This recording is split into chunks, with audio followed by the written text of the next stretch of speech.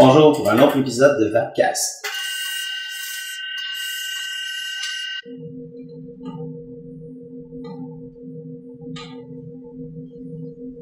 Bonjour. Aujourd'hui à Vapcast, on va parler du iTaste 134 Mini, par ici. Donc, ça va être un petit peu différent parce que je retourne dans un mode qui est, disons, un peu plus basic ou un peu moins high-tech que les modes qu'on a regardés récemment, là, comme les gros box modes ou les rebuildables. Là, je retombe un peu plus dans quelque chose de, je veux pas dire débutant parce que c'est quand même un mode qui a un bon tarif, mais disons qu'on n'est plus dans le monde du sabon. Donc, le iTaste 134 Mini, ça va être vraiment le format tube, donc on retourne avec des batteries un petit peu plus petites, ces choses-là. Bon, vous allez voir, c'est quand même intéressant comme mode, il y a des belles fonctionnalités, c'est pour ça que je trouvais que ça valait la peine de faire un review aujourd'hui. Donc, sans plus attendre, on va passer tout de suite au unboxing. Bon, nous voici au unboxing du iTaste 134 Mini. Comme vous pouvez voir, j'ai pas l'emballage complètement d'origine, mais c'est juste une sleeve en carton en réalité. Donc, mais la boîte qu'on a ici, c'est vraiment l'emballage, la partie intéressante de l'emballage. Comme vous pouvez voir, une très très belle boîte, très bien fait, qui va nous durer longtemps. Donc, ça peut vraiment être une boîte de présentation. Puis, vu que c'est un device qui a quand même un prix assez élevé, on parle de 130 $ au complet. Entre 130 et 150 dépendant des endroits. Je comprends qu'ils ont mis une boîte de présentation qui en valait la peine pour le type de device. Donc ici on y va et on ouvre notre boîte. Là. Ça, si vous voulez voir. Voilà. On ouvre et on découvre le iTaste 134 Mini. Donc, on a le module principal ici avec le tube pour la batterie 18500 qui est ce que je vais utiliser aujourd'hui. Ensuite, on a le tube pour les batteries 18350. Malheureusement, j'ai pas de 18350 avec moi. Donc, je vais pouvoir vous montrer le device, mais on ne pourra pas l'utiliser avec un 18350 aujourd'hui. Et la tank ici qui est une tank iClear X1. Bon, c'est une tank d'entrée de gamme, mais ça reste une tank qui est un petit peu plus haut de gamme, si on veut, là, que les vraies tanks de base. Donc, c'est quand même une belle chose à avoir là, dans son kit. Et avec le type qu'on peut changer. Donc, c'est ça. Ça reste un petit peu plus haut de gamme que les tanks complètement de base, mais on n'est pas dans du sabon, on n'est pas dans le monde de l'Atlantis ici. Donc, si on commence, on va défaire. Chose importante, pour changer le tube ici en bas, on aurait tendance à vouloir dévisser la base, mais elle ne tourne pas. Il y a une bague ici de serrage qu'il faut défaire. Je vais vous montrer pourquoi ça ne tourne pas. Voilà.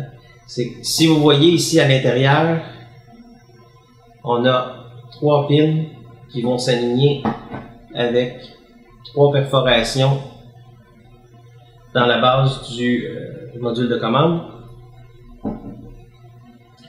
Ça. Donc, si on veut voir le look avec une 18350, on va aligner les pins. Donc, en réalité, on a juste à tourner jusqu'à temps qu'on entende des pins entrer. Et même chose, on tourne la bague de serrage. Voilà. Et maintenant, ça va nous prendre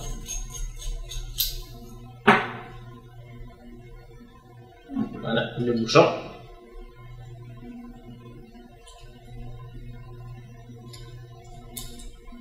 Donc, vous voyez, là, la qualité du machinage est quand même excellent. Donc, ça, c'est en mode 18350. Je vais mettre la teinte dessus pour que vous puissiez voir au complet. Voici. Donc, probablement la raison pour laquelle ils l'ont appelé la Mini comparativement au iTaste 134 qui est quand même beaucoup plus gros. Maintenant,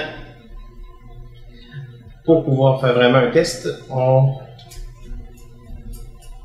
va enlever le tube pour le 18350. Bouchon. On va reprendre notre tube pour la 18500. On va réunir les trous. Encore là, le machinage ici aussi est très très bien fait. Voilà. Donc, on va placer, si j'ai une batterie, une 18500, mettre le positif par en bas ici, comme ça.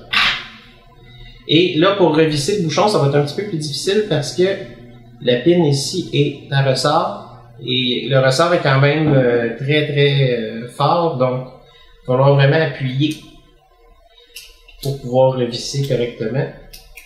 Donc c'est pas la qualité des threads, c'est vraiment juste qu'il faut combattre un peu le ressort pour débuter, mais ensuite ça visse très très bien. Voilà. Donc si vous voyez ici en dessous, on a les trous d'aération pour la batterie. Et ici, on a la bague d'ajustement pour le wattage. Je vais juste mettre la teinte dessus pour que vous puissiez voir ce que ça a l'air au complet. Voilà. Donc, le iTaste 134 mini avec le tube 18500 et la tank iClear X1 installée. Donc, si on revient ici, la bague d'ajustement de wattage. Donc, j'essaie de me rapprocher un petit peu. Et puis, c'est bien voir. Voilà. Donc, ici, 7 watts, 8, 8.5, 9, 9.5, 10.5, 11, 12 et 12.5. Si on veut activer maintenant, on presse 3 fois. Là, on fait le tour des petits boutons et lorsqu'on appuie, on voit justement le petit LED vert qui allume et il va passer à 2 jaunes lorsque la batterie va être faible et 1 rouge lorsqu'elle va être due pour être rechargée. Aussi, chose intéressante, je vais vous montrer. Voilà. Je vais juste reprendre mon Nautilus. Parce que si vous voulez upgrader de tank, je vais vous montrer un petit peu ce que ça a l'air. Parce que, aussi, ici j'ai une bague d'ajustement.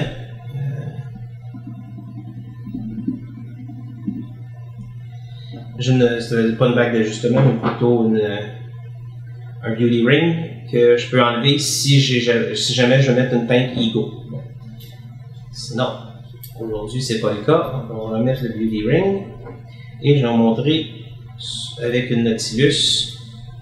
Une Nautilus mini, en passant, arriverait flush. La Nautilus dépasse légèrement, mais c'est pas un mauvais look. Je vous dirais que c'est intéressant quand même. Comme vous pouvez voir, ça fait un très beau device au complet avec la Nautilus et avec la possibilité d'aller à 18.5 watts. Bon, ça nous permet quand même de pousser la tank Nautilus là, pour avoir des beaux résultats, ce qu'on va pouvoir voir là, lorsqu'on va retourner à la vue normale. C'était l'unboxing du iTaste 134 mini.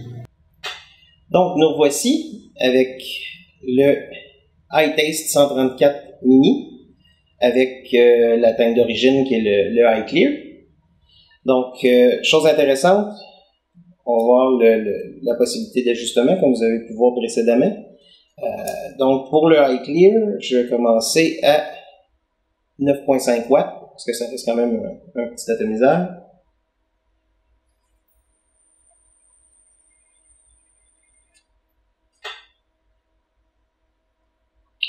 Donc, vous voyez que c'est quand même bien comme production de vapeur pour quelque chose d'aussi petit. Je veux dire, c'est quand même très raisonnable.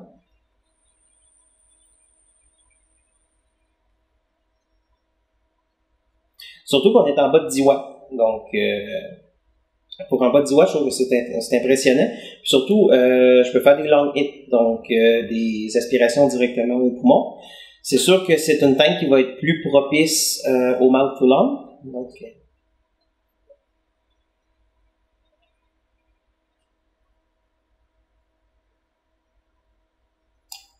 Fait quand même une production de vapeur qui est pas trop mal non plus. Mais la tank est quand même capable de faire des long hits qui sont raisonnables. Ils sont restrictifs, mais...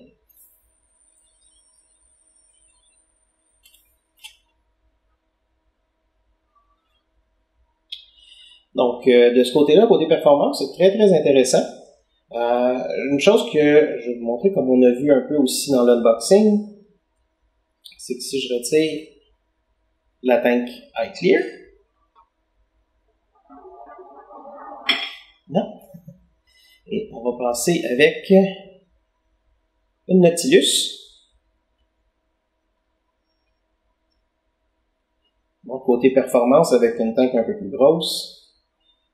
Voilà. Donc, vous voyez que le fit est quand même bien. Il donne quand même un beau look, malgré qu'il dépasse légèrement ici, mais bon, c'est rien de dramatique. On va rester à 9.5 watts avec le Nautilus.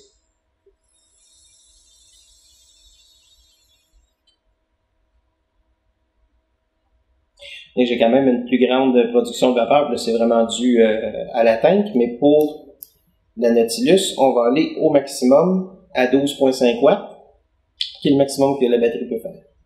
Donc, évidemment, là, je suis sur le mode avec le 18500, puisque, comme je l'ai dit précédemment, j'ai pas de 18350 avec moi, donc pour le plus petit casing.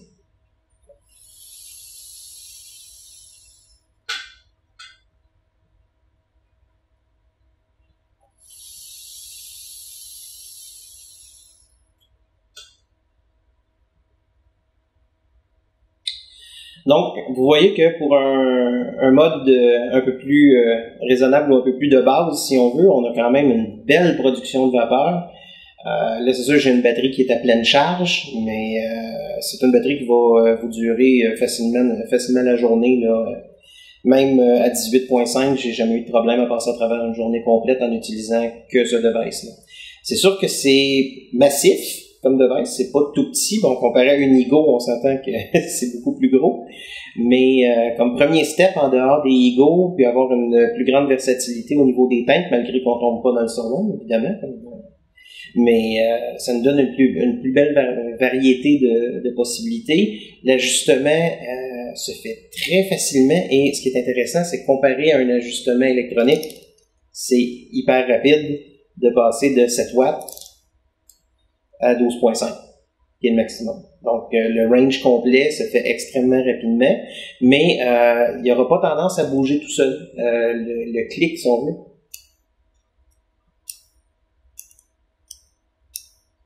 entre chacun des settings, fait que, bon, on reste en place facilement, donc on perd pas notre configuration.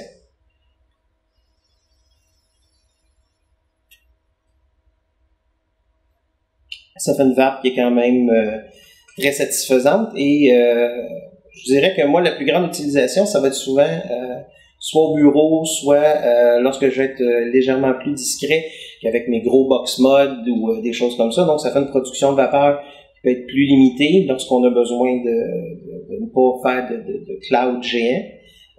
Puis ça fait quelque chose aussi qui se met dans une poche de manteau, ça se transporte un peu plus facilement.